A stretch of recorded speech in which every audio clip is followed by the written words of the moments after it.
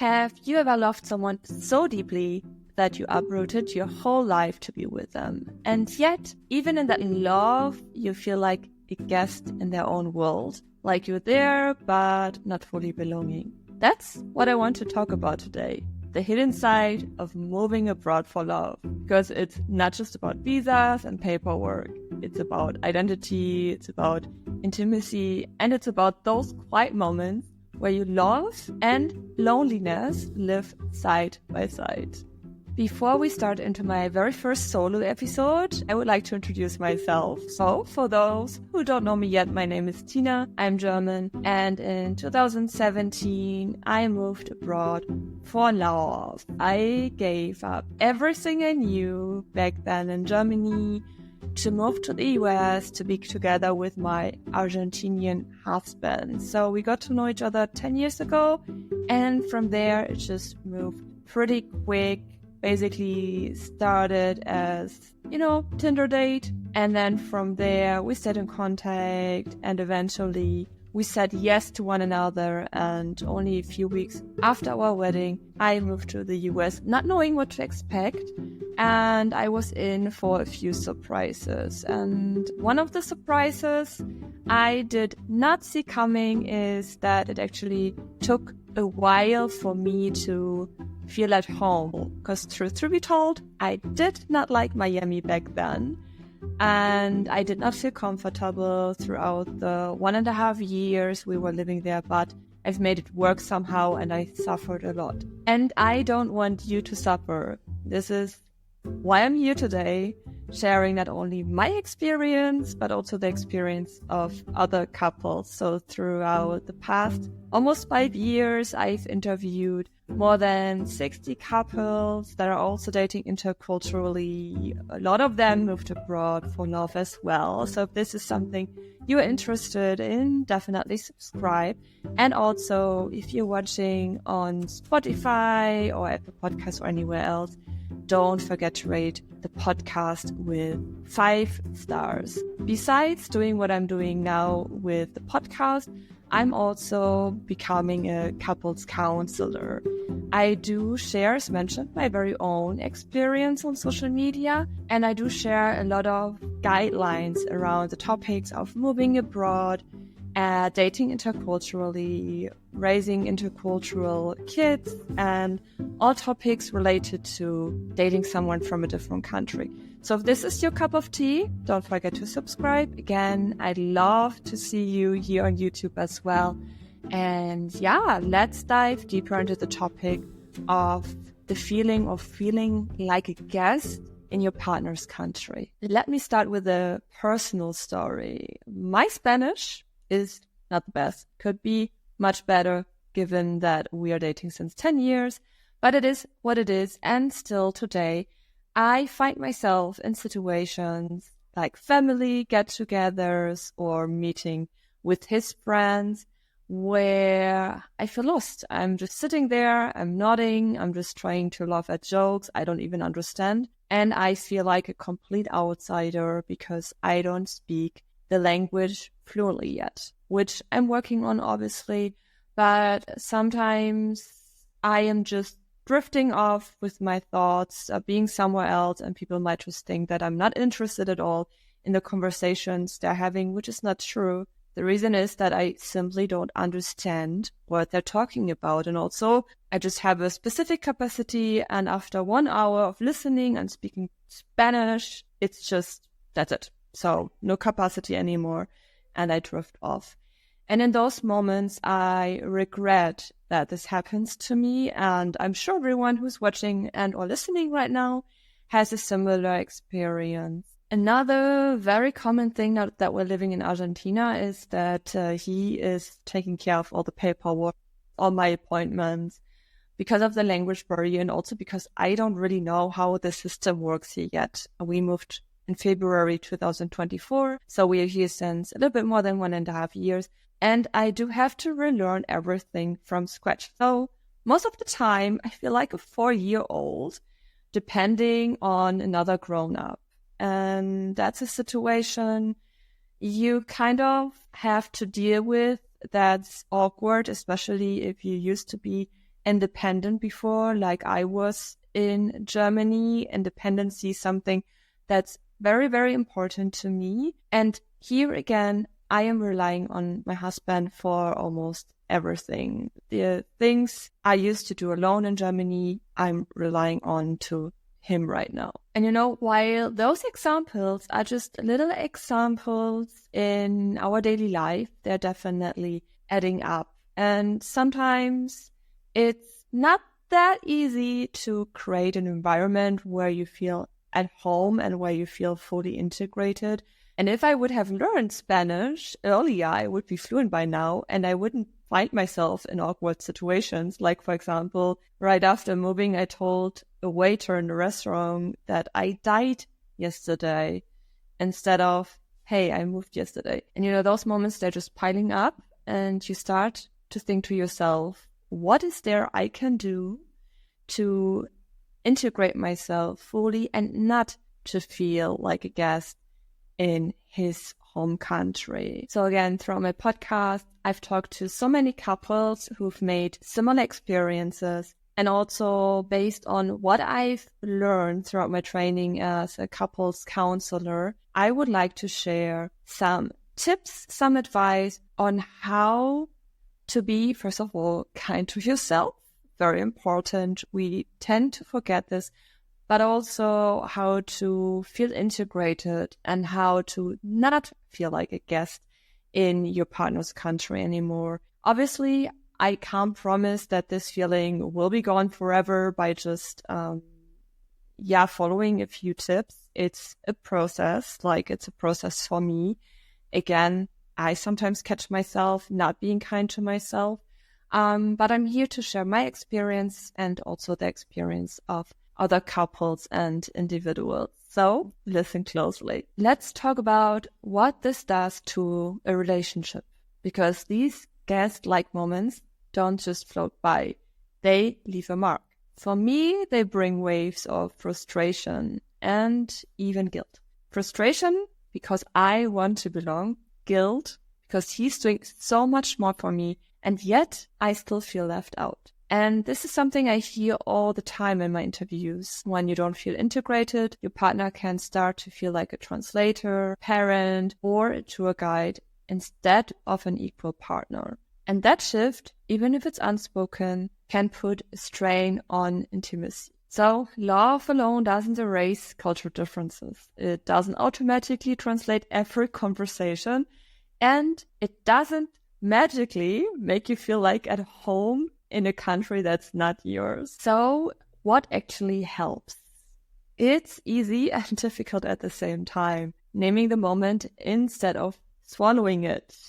So meaning open communication. And we've been talking about open communication already. We've been talking about that communication is key, but the main reason why a lot of couples are clashing is because it's very difficult to really integrate this open communication and those open conversations into real life, as obviously we are all different, but then you might have family expectations, you were raised a certain way, there's the cultural difference, so there's just so much playing into role, including your own experience over the past few years, that this is something you constantly work on. Even after 10 years, we are still working on it. So we have situations, for example, where my husband is scheduling all the calls and all the meetings for me, because again, my Spanish is not the best. And I ask him to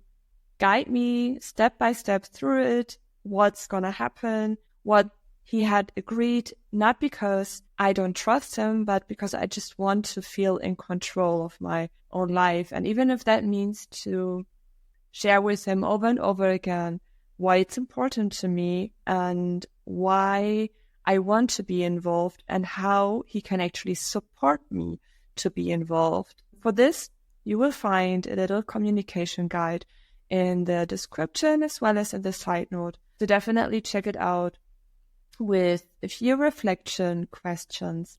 So I really encourage you to sit down on a regular basis and to go through some questions to go through your current mood, how you're feeling, how was the week, for example. If you feel like there's a specific topic you would like to address that is especially heavy on you, use the form. It's just a few questions you can go through and have a very honest communication, very honest conversation. And that's actually something, again, even after so many years, we are learning day by day. Because obviously, taking into consideration that you have good days and that you have bad days and that there are just so many emotions involved, I really encourage you that if you feel you're in a moment where you lost control and where you have no idea what's going on, address it directly first of all, and then also sit down, even though you don't have the time immediately to talk it through, but make a date, a coffee date, or grab a tea together, or have a dinner together, and just go through it one by one. Again, guide will be linked below. Another very important point I would like to share, and it's also speaking out of my own experience, I've been there so many times already, is build your own community. Because sometimes you feel like your partner doesn't fully understand what you're going through. And sometimes it's hard to come to the realization that this is actually okay. Your partner does not always have to understand everything you're sharing with him. Obviously, he has to listen. You have to have those open conversations. But if you feel you're in a situation where you need someone to just unload and where you just need someone who understands exactly what you're going through without a lot of explanation, I really encourage you to build your own community. I've started a meetup group, for example, last year in Buenos Aires. And through this meetup group, I've met incredible ladies. And, we're spending almost every weekend together, also during the week, going to salsa, doing inline skating, having coffee, going out for wine. And all of them are dating someone from a different country. And all of them moved abroad for love. And when you have those days where you just don't want to explain yourself, we just had a lot to deal with. It's just so amazing to know that there's a community you can turn to. If you don't want to organize your own meetups or your own events, check out Facebook groups, check out Meetup, check out Reddit. There are so many expat groups in general, and I'm sure you'll find your own little community. Also, I have a little online community of 90 plus women, and we're constantly growing, and we're exchanging experience, information on different fields such as culture differences, paperwork. We have monthly community calls, and also starting October, November, we'll have the first free workshops around intercultural dating. So if this is something you would like to check out, it's completely free. It's a WhatsApp group, and I will link that below as well. I really encourage you to go out to meet people. I know sometimes it's not that easy, especially if you are an introvert like I am, to constantly push yourself out of the comfort zone, because you have pushed yourself out of it by just moving abroad. And now here you are starting from scratch, and starting from scratch also making friends again and building your own support network. If there's anything I can help with, let me know. I have plenty of ideas. I have plenty of experience. I am well connected in the online bubble with other experts on different fields as well. And I'm sure that we'll find a way to make you feel a little bit more integrated, to make you feel like you're belonging and that you're not a guest in your partner's country. To summarize, it's great, obviously, that you can rely on your partner, but you don't have to rely on him for everything. And again, these strategies aren't magic. They don't erase the cultural gap overnight, but they give you a little hint. They give you an idea on what there is for you to do to feel in control of your life, and also to remind yourself, to be kind to yourself, to remind yourself that your partner is not responsible for your happiness. He's not responsible for how you're feeling. And that's one of the biggest learnings, especially the first time I've moved abroad to Miami, because again, I kind of hated everything about Miami. It took me a while to understand that Nacho, my husband, not the reason why I feel the way I do. I wasn't sad when we left, truth to be told, but I got to a point where I've made a lot of friends. I've got to a point where I've created my own bubble, my own little safe space, and I've got to a point where I didn't feel like I had to rely on Nacho for everything. Here in Buenos Aires, the story is a little bit different because of the language barrier. I came to the realization that some things I just have to accept, knowing that I'm working on it in order to fully integrate myself. I've learned that I'm giving myself time. Again, I'm being kind to myself. A constant reminder not to rush things, because I'd like you to think about the fact that you are moving out of your comfort zone.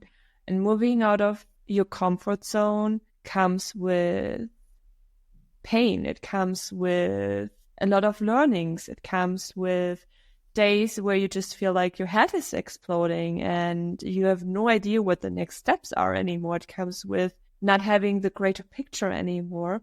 If you feel that way, I highly encourage you to check out the WhatsApp group, also to join the future workshops, which will take place end of October and throughout the whole November. We'll talk about communication and intercultural relationships, but also we will tackle topics like paperwork, especially Schengen visa and K1 visa.